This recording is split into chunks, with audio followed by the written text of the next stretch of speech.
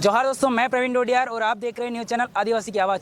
दोस्तों, आज हम आए थे तलवाड़ा में त्रिपुरा सुंदरी मंदिर, जहां पर गैर नृत्य हुआ था और राजकुमार जी गैर नृत्य में मिलन समारोह के रूप में आए थे और उन्हीं के पक्ष के जो युवा हैं और इनसे बातचीत करेंगे हम कि भारत आदिवासी पार्टी के बारे में। और एक है हमारे साथ में जो बीटीपी से पहले थे और अभी हाल फिलहाल में उन्होंने भारत आदिवासी पार्टी ज्वाइन कर ली है, तो इनके कारण के बारे में हम जानने की कोशिश करेंगे। जोहार। जोहार। क्या नाम है आपका? विजयपाल कटारा।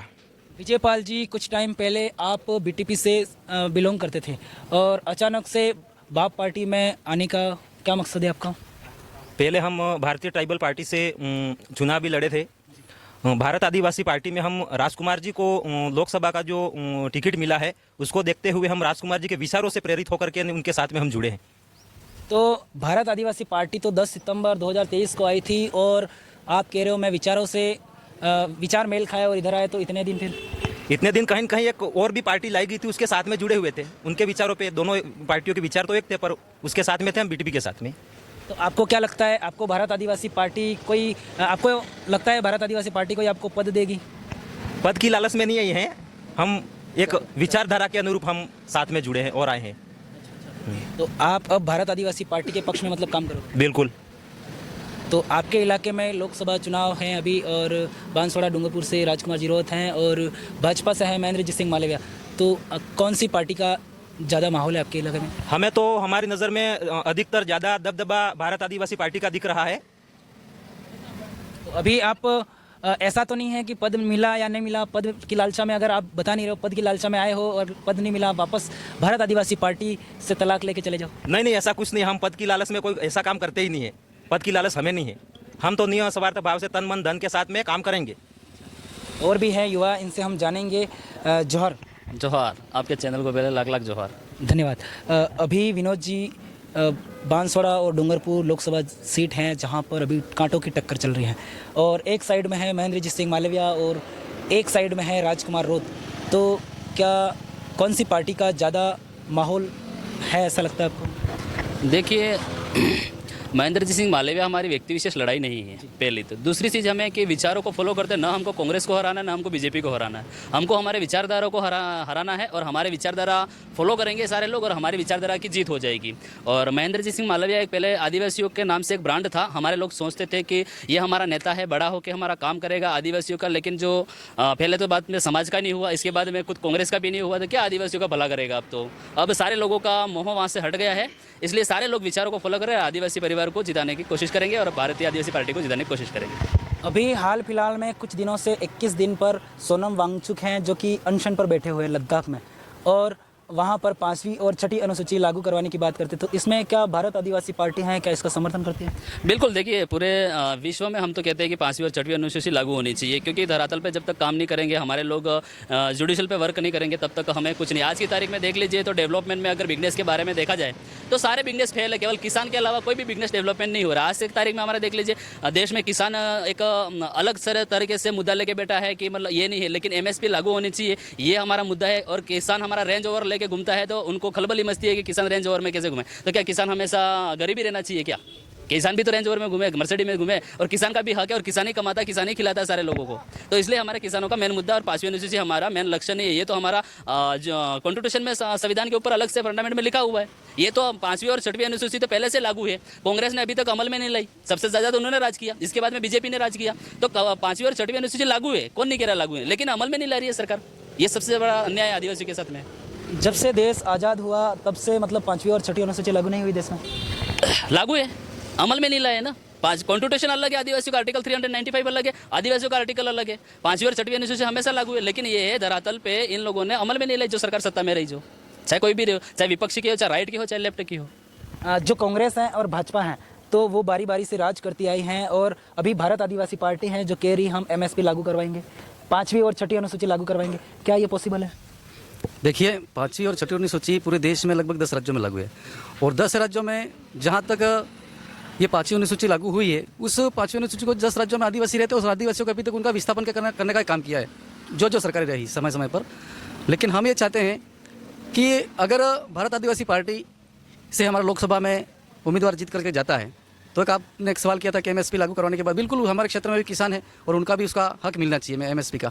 रही बात आरक्षण संबंधी बात, कई समस्या उठ रही है और लोगों को गिरफ्तार किए जाते हैं। इस कंडीशन में हम ये देखना चाहते हैं कि हमारे यहाँ पर बेरोजगारी ज़्यादा पनपती जा रही है, क्योंकि जो सरकार आती है वो किसी न किसी प्रकार से बहाना बना करके बजट नहीं है, कर्जा है, इस प्रकार की बातें कर करके बेरोजगारों के साथ में बहुत बड़ा खिलवाड़ करती जा रही है और भर्तियाँ हो नहीं रही है।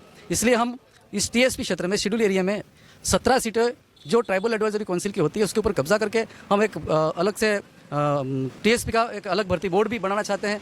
तो कई सारे ऐसी मुद्दे जो हैं हमारे, वो धीरे धीरे हम जीतते जाएंगे, वैसे धीरे धीरे यहाँ की समस्या धीरे धीरे सॉल्व होती जाएगी। आपने बताया कि आरक्षण की बात करी, कोई कहता है 45% आरक्षण है वो ठीक है, कोई कहता है 73% आरक्षण चाहिए, कोई कहता है 100% आरक्षण चाहिए। क्या मुद्दे हैं ये आपके? देखिए, आरक्षण संविधान में निहित 5वीं अनुसूची के तहत जिसका जितनी आबादी होगी उसकी उतनी हिस्सेदारी होगी। ये हमारा संविधान आर्टिकल 2441 पैरा नंबर 1 के तहत हमको ये राइट्स मिला हुआ है।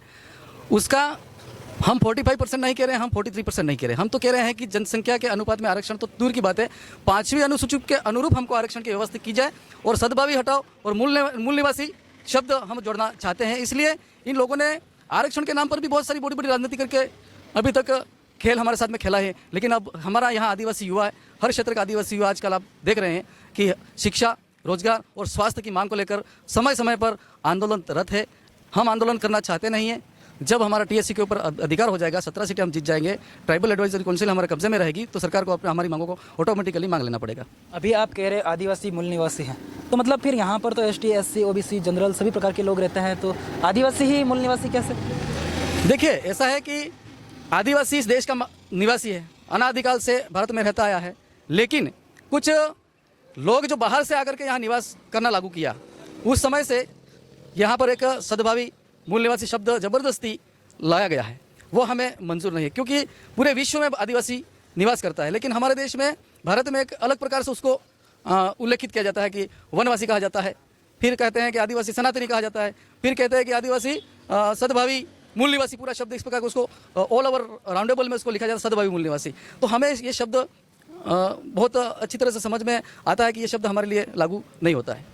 आप बता रहे हो कि आदिवासी सनातनी नहीं है, तो क्या ये आदिवासी अलग धर्म कोड की मांग करता है, और क्या इस पर हिंदू विवाह मैरिज एक्ट वो लागू होता है या नहीं?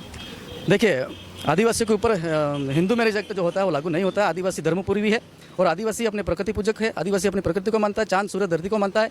जिस प्रकार से पृथ्वी सूर्य के चारों राइट एंगल में चक्कर काटती है, तो हम भी राइट सर्कल में ही हमारा जो काम होता है वो सारा कुछ करते हैं। लेकिन जो धार्मिक जो बात जो आप कर रहे हैं कि हिंदू धर्म कोड होता है, लागू नहीं होता, इसका कारण भी हम तो राइट सर्कल में काम कर रहे हैं, वो लोग उल्टा सर्कल घुमा के काम करते हैं, तो हम उसको कैसे मान लें कि वो धर्मपूर्वी हो सकते हैं? क्या भारत आदिवासी पार्टी है वो अलग धर्म कोड की मांग करती है? बिल्कुल, भारत आदिवासी पार्टी हमारा जो 1951 की जनगणना में देखा जाए, जब ये जनगणना हुई तब तक तो हमारा को अलग अलग शब्दों में उसको बताया गया कि अबोरिजिनल्स है, उसके बाद आदिवासी थे, मूल निवासी थे, इस प्रकार से कई सारे शब्दों का उपयोग करके अभी तक हमें बांटा रखा है। लेकिन हम ये चाहते हैं कि जैसे ही भारत आदिवासी पार्टी अभी मांग भी हम कर रहे हैं कि हमारा आदिवासी धर्म कॉलम जो होता है वो अलग ही होना चाहिए। पहले जितनी जनगणना हुई उस वक्त 7वां पॉइंट था हमारा आदिवासी धर्म था, लेकिन अभी उसको हटा दिया गया है। कुछ लोगों का दावा है भारत आदिवासी पार्टी है जो कि युवाओं को गुमराह करती है। देखिए, ये बात तो सिरे से खारिज करते हैं हम लोग हमारे ये संवैधानिक अधिकारों की हक की लड़ाई के लिए हम ये इकट्ठे हुए। अभी तक तो सब जब से भारत में चुनाव कराए गए थे, जितने भी सरकारें बनती गई, उस समय से हमको वो अधिकार प्राप्त नहीं हुआ। इसलिए यहाँ का जो युवा है, आप देख रहे हैं कि पूरे भारत में जहाँ भी आदिवासी रहते हैं वो भारत आदिवासी पार्टी को देखकर, उनकी विचारों को सुनकर प्रभावित हुए हैं और आज पूरे देश का आदिवासी युवा जाग चुका है कि हमारे वास्तविक संवैधानिक अधिकारों को प्राप्त करना है तो हमें भारत आदिवासी पार्टी को साथ देना पड़ेगा। अभी वर्तमान में हाल फिलहाल में राजकुमार जी ने कहा था कि जो बांसवाड़ा में आरक्षण मंच की महासभा हुई थी कि जो भारत आदिवासी पार्टी है जो कि अरब सागर से लेकर बंगाल की खाड़ी तक जाएगी, तो ये कैसे पॉसिबल है? देखिए, हमारे पूरे देश में आदिवासी रहते हैं जी।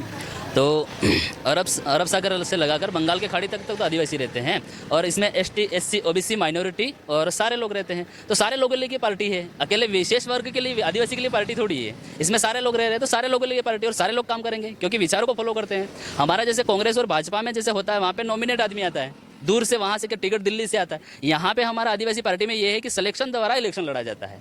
जो व्यक्ति यानी कि कौन उम्मीदवार है वो जनता तय करती है कि कौन रहेगा, तो वो व्यक्ति आता है, फिर उसको लड़वाते हैं चुनाव, फिर वो चुनाव में कैंडिडेट वो जीतता है, फिर इसके बाद में वो इलेक्शन में जीतता है। नमस्कार। नमस्कार जी, क्या नाम है आपका? मेरा नाम शंकर लाल मेड़ा है। शंकर लाल जी, हाल फिलहाल में लोकसभा चुनाव हो रहे हैं। एक साइड से है महेंद्रजीत सिंह मालविया और एक साइड से है भारत आदिवासी पार्टी से राजकुमार जी रोत। आपके इलाके में कौन सी पार्टी का दबदबा ज़्यादा चल रहा है? वो तो सब पार्टी का रहेगा, भारत आदिवासी पार्टी। तो इससे पहले, मुझे आपकी उम्र लग रही 35 से 45 साल की उम्र है, तो इससे पहले आप कौन सी पार्टी को समर्थन करते थे? जैसे जैसे राजनीतिकरण के हिसाब से अगर कुछ भी हुआ है तो हमने पार्टियों के साथ में सहयोग किया, लेकिन जो विचारधारा, जैसे जैसे विचारधारा की और लोगों ने देखा और युवा जब समझने लग गया कि कहीं ना कहीं हम विचारधाराओं से भटक रहे हैं, तो पार्टी के नाम से चुनाव लड़ने की बजाय हमको कहीं ना कहीं विचारधारा से हमको जुड़ना होगा। और ये विचारधारा की पार्टी है? विचारधारा की पार्टी है। नमस्कार, શું નામ है તમારું? शंकरलाल चनाना, आनंदपुरी। शंकरलाल जी, अब लोकसभा चुनाव सरमत है ने नेताओं का आवागमन स्टार्ट हो चुका है, तो आपके इलाके में कौन सी पार्टी का दबदबा चल रहा है? हमारे यहाँ तो पहले से ही बीटीपी का चल रहा था और आज भी आपका चल ही रहा है, बीएपी का। आनंदपुरी से हम। तो ये बीटीपी में चल रहा था, फिर बाप में क्यों? वो तो विचारधारा बदली है तो सब इसके साथ में बदल चुके हैं। नमस्कार। नमस्कार। नमस्कार, वो नाम है? मगनलाल पारगी। मगन लाल जी, हाल फिलहाल में लोकसभा चुनाव होने वाले हैं और नेताओं का आवागमन चालू हो चुका है, तो आप कौन सी पार्टी को समर्थन करते हैं? बीएपी भारत आदिवासी पार्टी। नमस्कार। नमस्कार, क्या नाम है? वासुदेव। अच्छा, वासुदेव जी, अभी हाल फिलहाल में लोकसभा चुनाव होने वाले हैं और कौन सी पार्टी का माहौल ज़्यादा चल रहा है आपकी लगा? भारत आदिवासी पार्टी। सब में मतलब भारत आदिवासी पार्टी छा रखी है। हाँ बिल्कुल, क्या सोच समझ कर आप भारत आदिवासी को वोट करते हो? क्योंकि जो पहले राजनीतिक पार्टियां थी वो सिर्फ नेता अपना ही काम करते थे, समाज का कोई नहीं देखता था, गरीब वंचित लोगों का। तो हमें अब ऐसा लग रहा है कि जब भारत आदिवासी पार्टी इस क्षेत्र में जब से आई है, तब से गरीबों का, वंचितों का आवाज़ उठा रही है। तो ये बीजेपी और कांग्रेस वंचितों और गरीबों की आवाज़ नहीं उठाती थी क्या? और वो भी तो आदिवासी चुनाव लड़ते हैं, उसमें भी आपके। क्योंकि आदिवासी चुनाव लड़ते हैं पर वो उनका ही काम करते हैं कि जनता का नहीं देखते, गरीब जनता का। वो खुद का पेट भरना चाहते हैं। नमस्कार भैया। हाँ नमस्कार, क्या नाम है आपका? सुनील कटारा, कहाँ से आते हो? मोतीरा से। अभी सुनील जी, लोकसभा चुनाव है और कौन सी पार्टी का माहौल चल रहा है आपके गांव में? भारत आदिवासी पार्टी। क्या नाम है आपका? मेरा नाम रोहित मकवाना, मैं मोतीरा से हूँ। हाँ, अभी कौन सी पार्टी का दबदबा चल रहा है आपके इलाके में? हमारे इलाके में भारत आदिवासी पार्टी का दबदबा चल रहा है। पहले वहाँ कांग्रेस का था, लेकिन अब सारे बूढ़े भी लोग कह रहे हैं कि अब बाप के साथ जुड़ना चाहिए, क्योंकि ये हमारे संविधान और युवाओं को साथ देने की पार्टी है। ये सभी युवाओं से हमने बातचीत करी और ये सभी युवाओं का दावा है कि भारत आदिवासी पार्टी है, एक विचारधारा की लड़ाई लड़ती है और भारत आदिवासी पार्टी है जो कि कांग्रेस और भाजपा से बिल्कुल अलग है। और नेता तो उसमें भी वही लड़ते हैं जो कि बीजेपी और कांग्रेस में भी आदिवासी की आरक्षित सीट होती हैं, तो उससे वही लड़ते हैं, लेकिन वो आदिवासियों की आवाज़ विधानसभा सदन तक नहीं पहुंचाते। इसलिए ये भारत आदिवासी पार्टी आई है और यह भारत आदिवासी पार्टी को ये सभी युवा इसलिए समर्थन करते हैं।